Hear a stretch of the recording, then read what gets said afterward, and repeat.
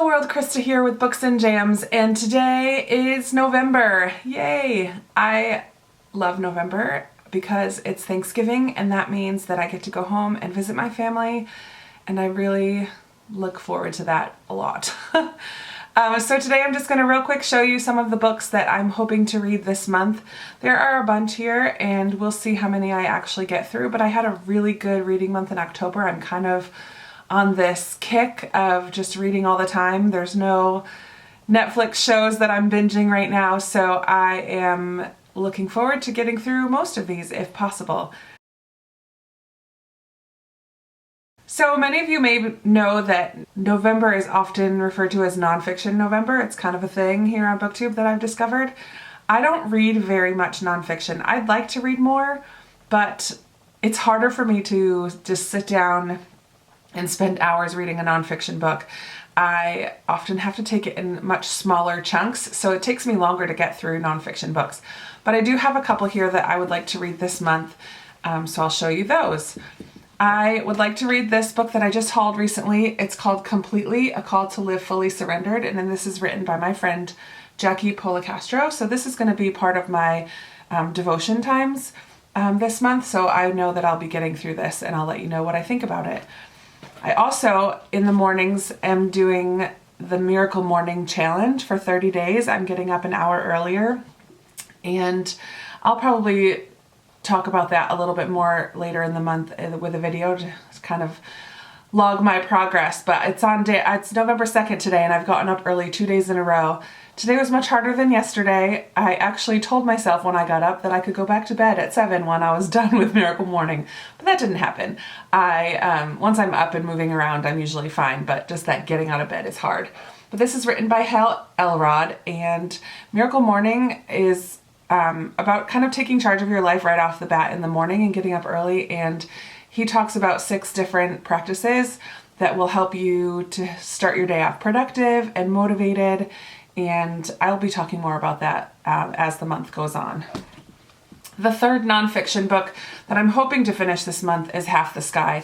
This was Bedtime Book Club's Book of the Month and our Shared Shelf Book of the Month for October, and I started it, as you can see, but I didn't get very far, again because it's nonfiction and because the content of this is emotional and hard. So far it's a lot about sexual slavery and women who are tricked into the sex trade and then beaten and oppressed greatly and made to think that they don't have a choice other than that. And so it's about these people who are rescuing them and aid work that's happening in those areas. And I'm still very much at the beginning, but this is by Nicholas Kristof and Cheryl Wooden. This is a good book, but it's heavy, so it's going to take me a little while, but hopefully I'll finish it this month. That's it for nonfiction books, but I do have 2 buddy reads I'll be doing this month with people that I met on BookTube. So the first one is Love, Anthony by Lisa Genova, and if you remember in my Try a Chapter tag,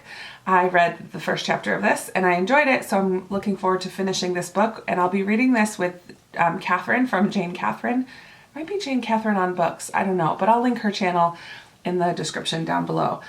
So this is a book about a family with a child who has autism, I believe, and it's set in Nantucket here in Massachusetts, so that's kind of exciting.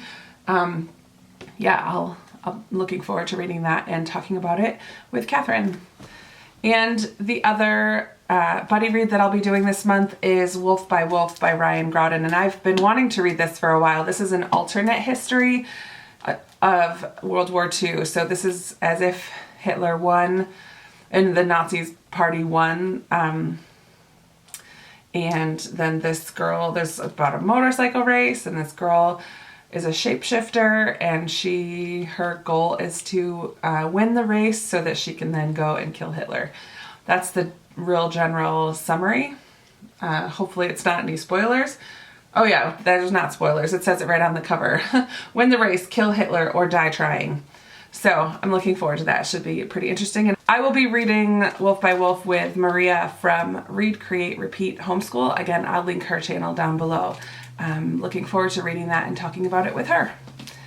Then I have a few just regular fiction books to read. I hauled Unblemished by Sarah Ella last month, and I'm really looking forward to reading this. This should be a really good read. I've heard nothing but positive about it so far. So, and it's very new. It just came out in October. So I was very excited to get this. And I just finished Six of Crows yesterday. So I'm very excited to continue with Crooked Kingdom by Leigh Bardugo this month. And I've already started it this morning because that's what you do when you've got both books on hand. You just go from one straight into the other, and it's fabulous. I really enjoyed Six of Crows, and I don't know anything about this. I've stayed away from watching videos because I want to go into it blindly, but I'm hoping to have all the same characters. I'm hoping that how it ended gets resolved in this, how Six of Crows ended gets resolved in this one.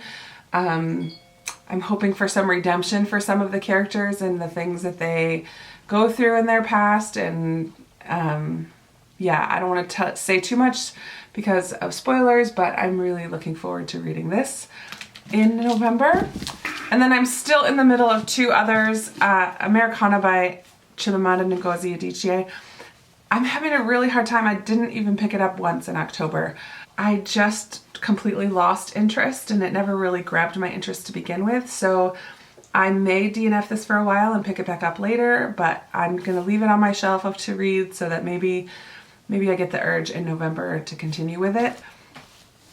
And then in September, I believe, or not the beginning of October, I rewatched the Lizzie Bennet Diaries on YouTube, and I should have picked this up while I was rewatching it. This is The Secret Diary of Lizzie Bennet by Bernie Sue and Kate Rorick, who are two of the actors in that on that web series, I guess you would call it. And so this is just a fun, it's diary entries, so I don't feel like I need to sit down and read it straight through, but it's a fun behind the scenes look of the Pride and Prejudice retelling on YouTube.